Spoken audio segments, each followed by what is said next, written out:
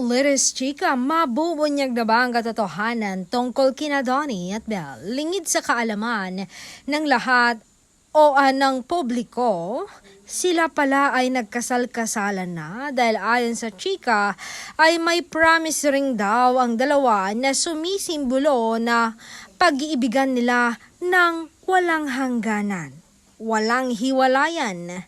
Yan ay pinatunayan ng isang sikat na TV host na kaibigan ng dalawa.